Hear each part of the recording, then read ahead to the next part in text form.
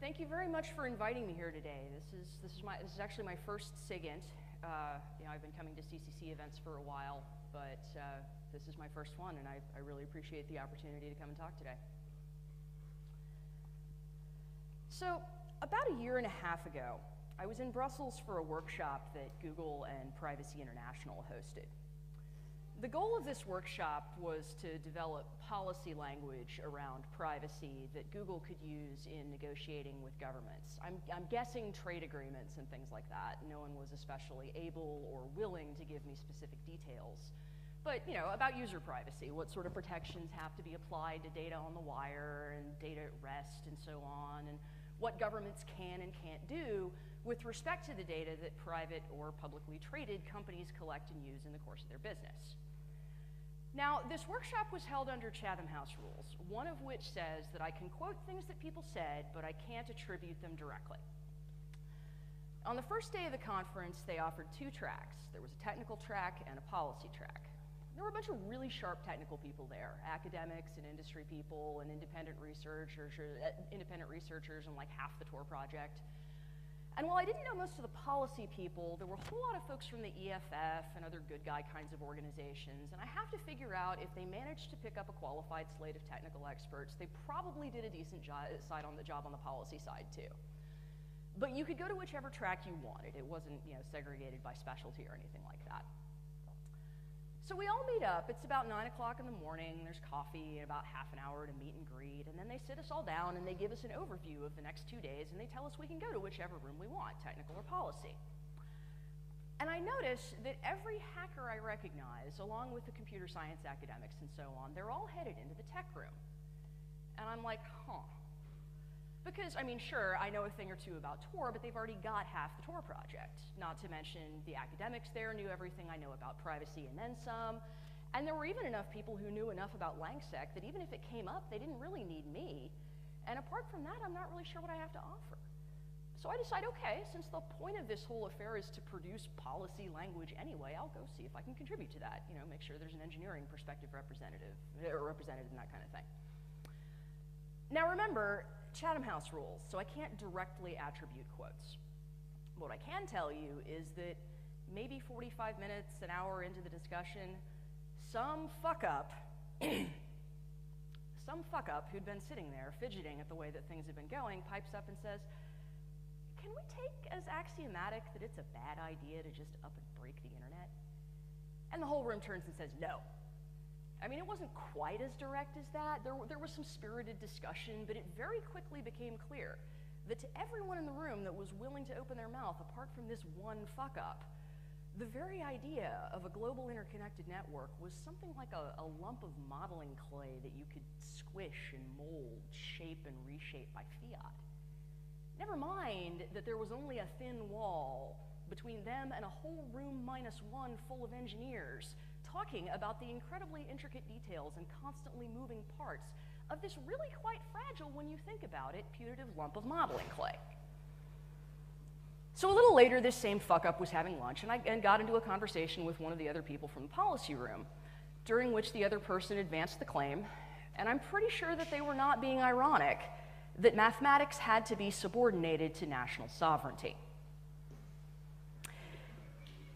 That was the point where I said to myself, shit, y'all, we got a problem. Because as far as I can tell, every single person at that workshop was supposed to be one of the good guys. But when the good guys can't even agree on what reality is, how far can they really get toward agreeing what good is? So now it's 2013, and the front page of pretty much every major metropolitan newspaper has been carrying articles for weeks on PRISM, on Edward Snowden, on the NSA's actions in Germany, and in the rest of the EU.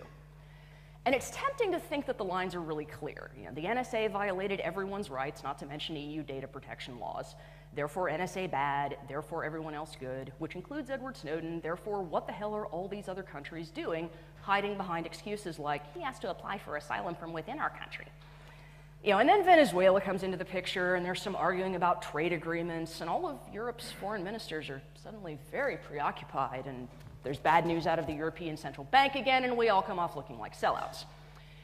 And everyone around the world feels vaguely unsatisfied. Crucially, nothing has actually happened. Perspectives may have changed. Opinions may have changed. But Edward Snowden is still somewhere in the transit zone at Moscow Airport, and PRISM is, as far as we know, still in operation. Enormous amounts of cogitation have been expended over this topic. Gallons of ink have been spilled. Millions of man-hours of human computation, and at least an equivalent amount of CPU computation have been devoted to it. People obsess over the ins and outs of the rights and wrongs of what Snowden did, or of the legality or the illegality of the NSA's actions. And meanwhile, the ingestion systems just merrily continue ingesting. Because nearly everything that matters is a side effect. I should explain at this point what exactly it is I mean by side effect, but I'm going to have to start with a counterexample. In pharmacy, for instance, there's this notion of the clinical effect and the side effect, where the clinical effect is the effect you want to produce, like reducing pain or cooling off a fever, and the side effect is something that you don't want to produce, like a metabolic product that's incredibly toxic to your liver. And this is the usage that's made its way into everyday language, and it carries with it this notion that there are always trade-offs. You can take just enough paracetamol to take away your headache without also killing your liver. And this is reliable enough across the entire human population that we feel comfortable selling it over the counter and giving it to children. And we end up thinking about side effects as something that we manage. In the case of paracetamol, adding up to a few 100,000 emergency room visits a year due to accidental overdose, but I'll get back to that. In computer science, what we mean by side effect is anything that changes the state of the system. If the intended result of your computation produces some change in state, then it's actually a side effect. If an unintended result of your computation produces some change in state, it's also a side effect. Intent means nothing whatsoever. This is where exploits come from.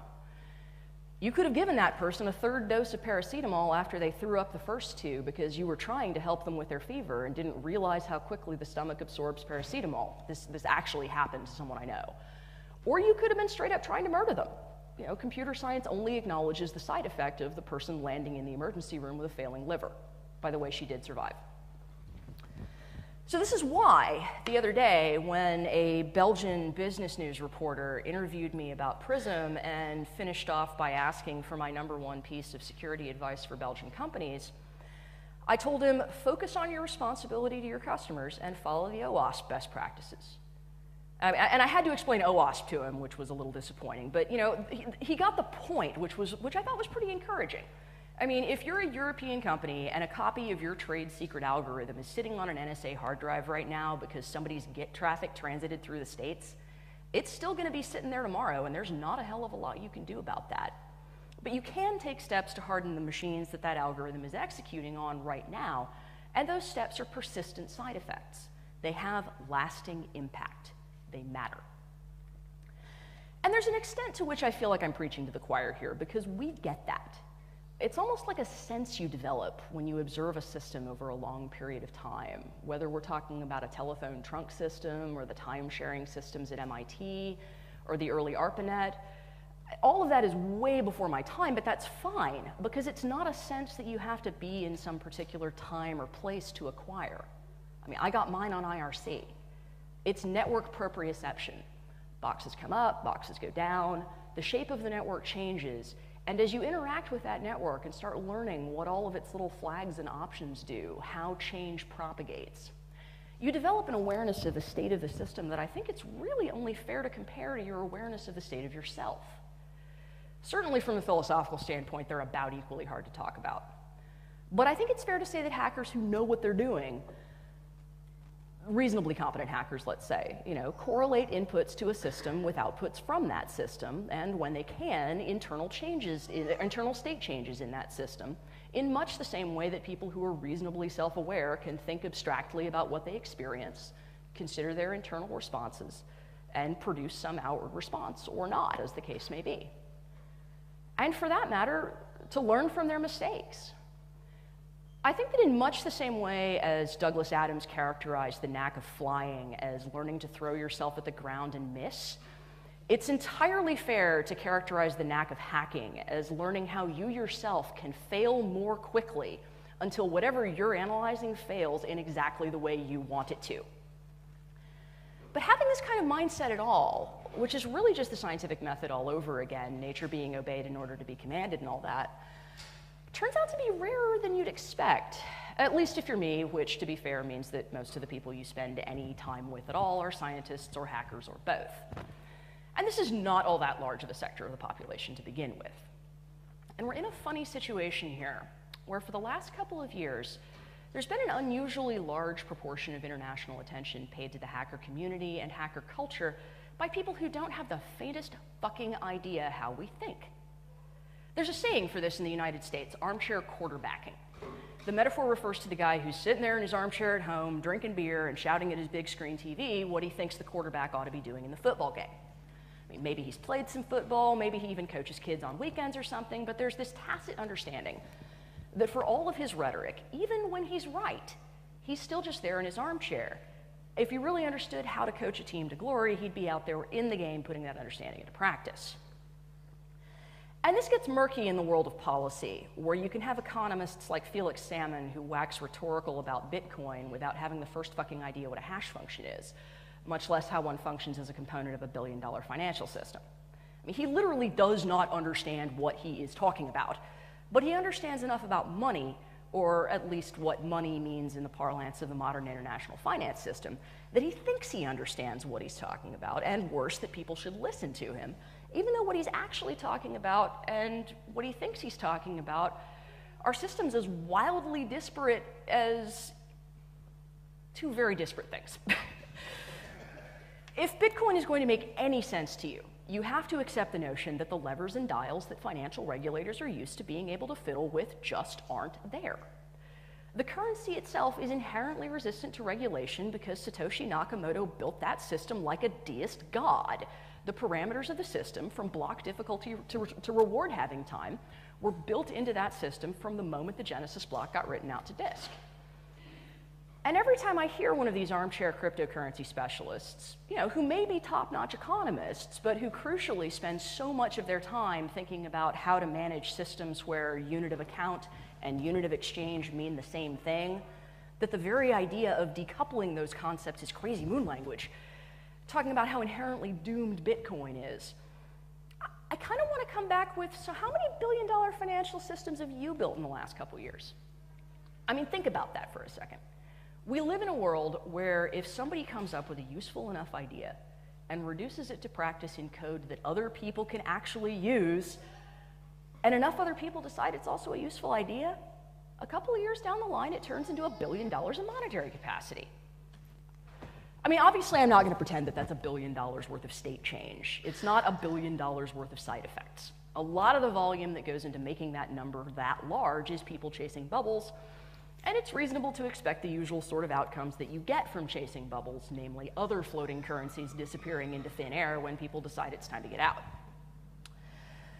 But I've also lost count of how many times I've heard the usual pundits predict that surely this Bitcoin price spike is going to be the one that kills the golden goose.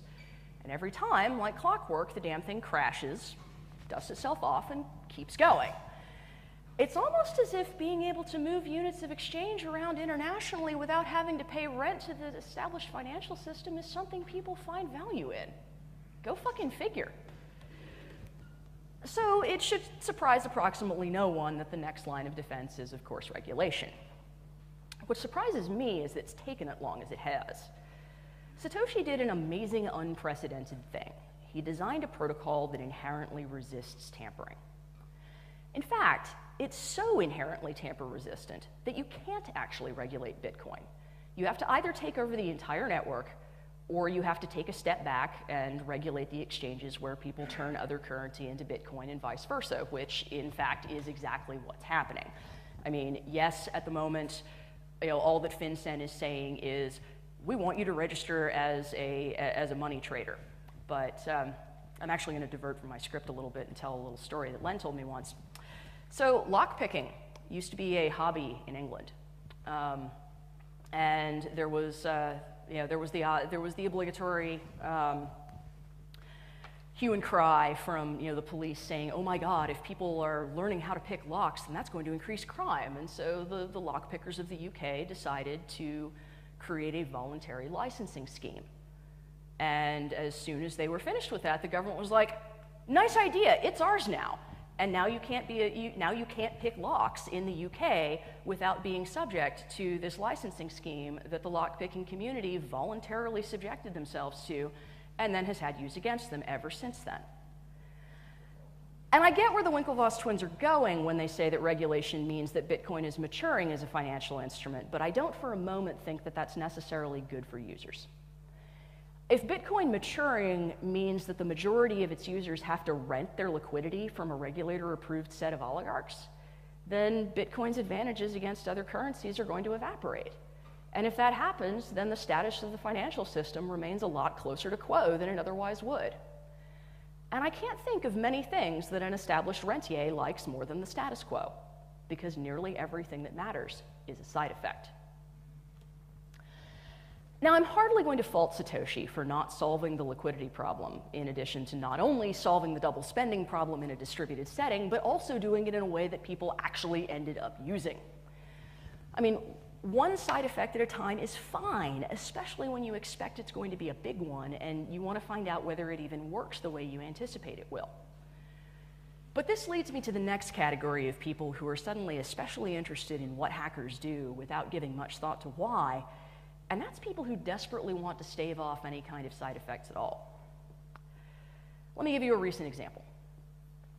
Maybe a week or two ago on Hacker News, I came across an impassioned article about the difference between science and technology.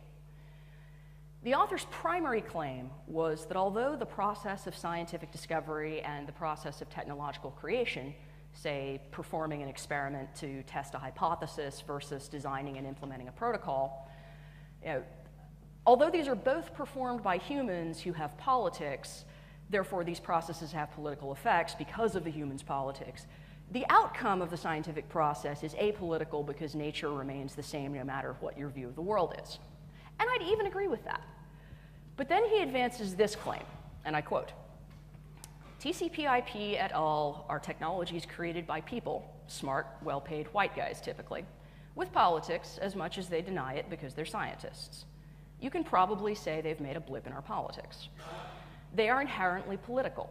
We need to work out what their politics is, what they encourage or discourage before we use them to solve political problems." Okay, Mr. Smart, well-paid white guy. I mean, seriously, do not give me that fucking look. You live in the Western Hemisphere, you have a blog, you are paid better than most of the fucking planet. We'll just tell damn near everyone in the Middle East, not to mention every single Kenyan who's been coming up with uses for GSM that the makers probably never even imagined, much less intended, since long before there was an Arab Spring to vex your stony political sleep, that they need to put down their mobiles and back away from Twitter because the flying spaghetti monster only knows what those beastly protocols might encourage or discourage. I mean, Hosni Mubarak had a few ideas about that, which is why he decided to shut them down entirely, and we all saw how well that worked out for him. I'm used to reactionaries. I grew up in Texas. I'm just not used to reactionaries coming in from the left. And I guess in a way, it's a sign that the left is maturing in much the same way that Bitcoin is maturing, which is to say, becoming part of an established system that finds side effects inherently existentially threatening. And if you can con somebody into holding still for fear of what waves they might make if they were to move, whether it's through guilt or fear or what have you, you no longer have to worry about their side effects. It's the liberal version of fuck you got mine.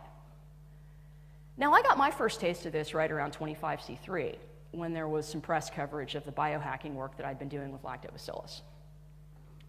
If you ever want to see a Democrat supporting gun rights, telling him one of his neighbors is doing synthetic biology in their kitchen seems to work pretty well. I have never gotten more death threats than I did when the Huffington Post picked up that article. And we can talk until we're blue in the face about why that is. But I think what's most interesting is that when presented with a sufficiently large example, people will blithely throw away what up until then they'd considered some of their most cherished beliefs, like guns being evil or murder being wrong, at least for the sake of argument. I mean, obviously nobody's come up and shot me yet, so apparently nobody's completely pitched those beliefs out the window, and I'll take that as a good thing. I mean, I'm generally in favor of not being shot. But I'm also in favor of change that I can see, not merely change that I can believe in. And if that means poking the status quo with a stick to see what it does, I'm more inclined to do that than not. And if it responds, I'm just as inclined to do it again, like that XKCD comic with the electric shock button. Maybe I find a little more about how it works. Maybe I found out a way it breaks. Either way, I've learned more about it than I knew before. And crucially, I never would have found out if I hadn't picked up that stick. You can think of the human brain in a lot of ways, but probably the most useful way I know of to think about it is as a massively parallel pattern matching machine. Your neocortex learns to recognize patterns, and it builds an ontology out of those patterns so that from light and shadow, you can discern edges, and from edges, you can discern shapes, and from shapes, you can discern whether something you're looking at is something you've already identified or something novel, no matter what direction you're looking at it from, which is kind of the most amazing part to me. We quite literally spend the first couple of weeks of our lives learning how to see and hear. The machinery is all there. We've already been using it in utero, but now we have to adapt to this weird outside the uterus environment, and that means learning how to use those senses all over again. But the secret is, you never stop learning. The human brain is amazingly plastic, well on into adulthood, as long as you're willing to continue exposing it to novel experiences that it has to learn to pattern match. Preferably lots of them, so that you don't overtrain to an input set that's too small. And we're only just starting to learn in the last 20, 30 years how this works for machine learning. We're barely scraping the surface of how this works for the human brain, but what we do know about the brain is way the hell better at it than any algorithm we've developed so far. Now, I can't tell you what a social sense feels like, at least not the way that I can describe network proprioception. I was actually born without a social sense, and I'm still working on putting one together from the parts that I have available. But I want to know what we could build if we had people who developed proprioception for, if you will, the body politic. We may very well already be creating those people, given that Western children now grow up in a society where social graphs as graphs are a major input on a daily basis. I look forward to seeing them grow up. But if those kids aren't kicking the tires, which is what kids are supposed to do in the first place, and I guess in a big way what we never really grew out of, where are they going to find the side effects that will tell them how these network effects behave? So before I conclude, I know somebody's going to ask during the Q&A, so what is it that matters that's not a side effect? Getting it right in the first place. I mean, if your goals are evil goals, if your intentions are evil intentions, if the point of what you're going, if the point of your action is to, silence people or kill them or take their take their land rights away, the good side effects that you produce are not going to they're not going to overwhelm the bad side effects that are, in the pharmaceutical sense, the clinical, the clinical goal of your action. But that seems a little bit obvious. I just figured somebody was going to ask. And with that, I guess I'm open for questions.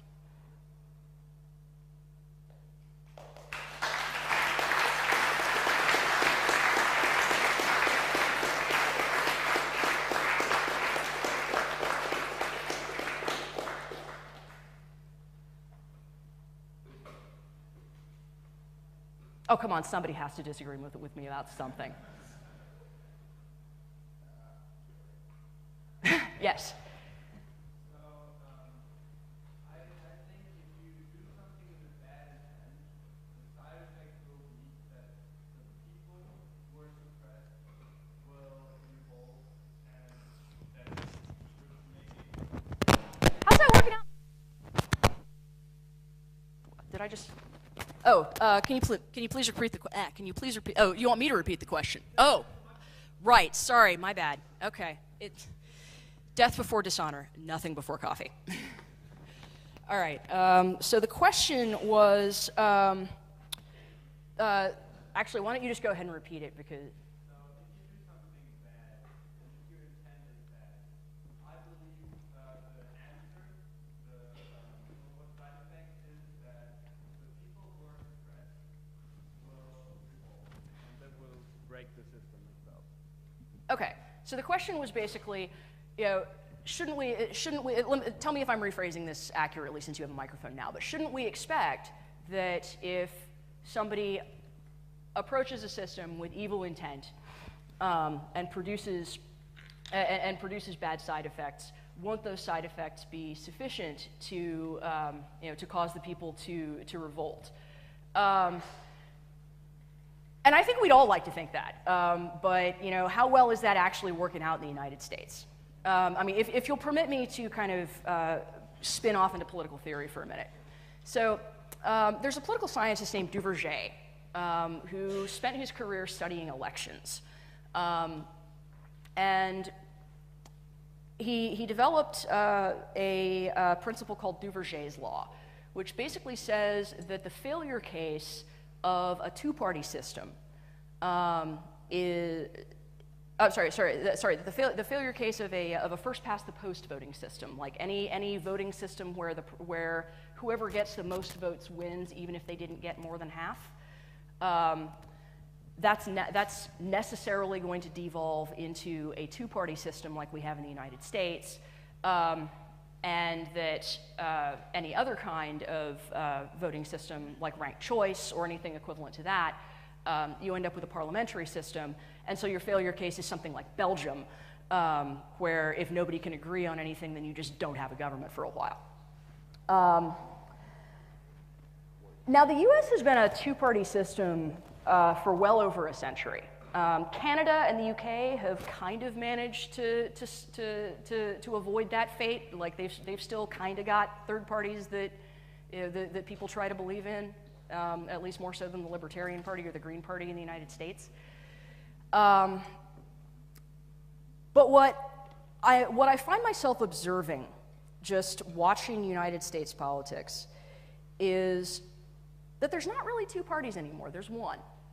There's one party that presents two faces, and it gives people enough to argue about.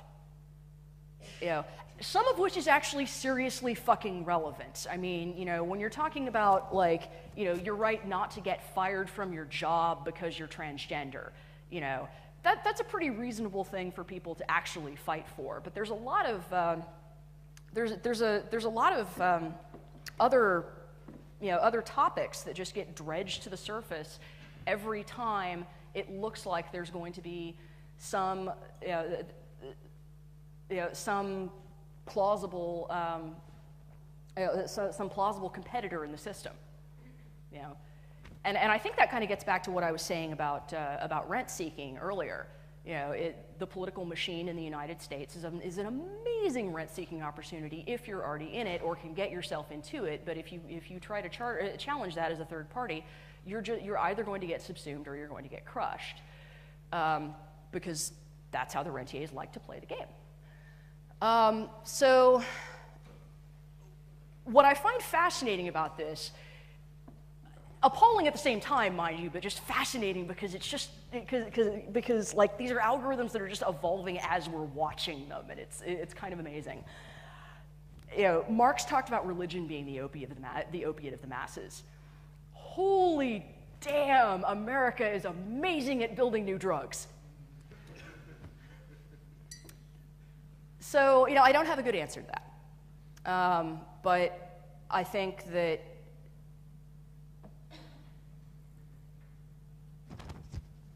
I think probably the biggest part of the problem is that people have gotten used to the status quo just never changing.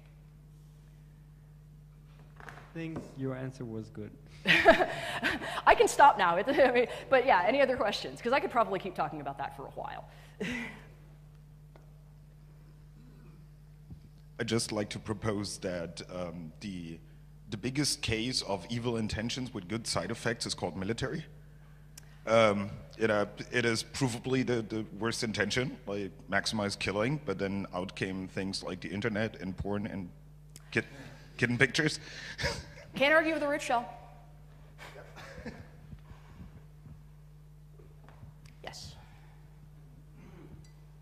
I have not heard your talk, but regarding side effects, what if the players do not recognize irony? Like, for example, military, they act because of the budget, like they're in post-scarcity world, but they are not in a post-scarcity world. So I'm maybe sorry, I missed the noun there. They're not what? Post-scarcity Oh, world. yes, okay. So military acts like if it's in a post-scarcity world, like oil that is $200 per gallon or something, but they aren't actually in such a world. So can it be that good side effects aren't actually applicable until the people change their mind about what world they're living in?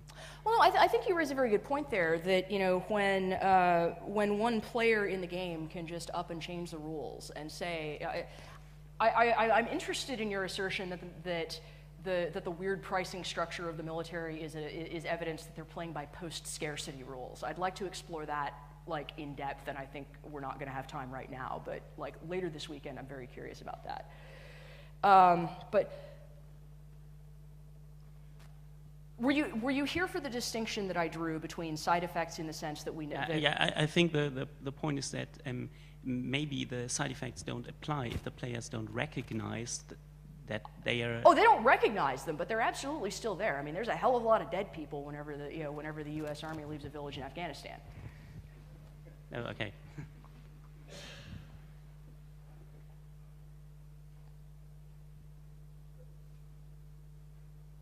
Anybody else?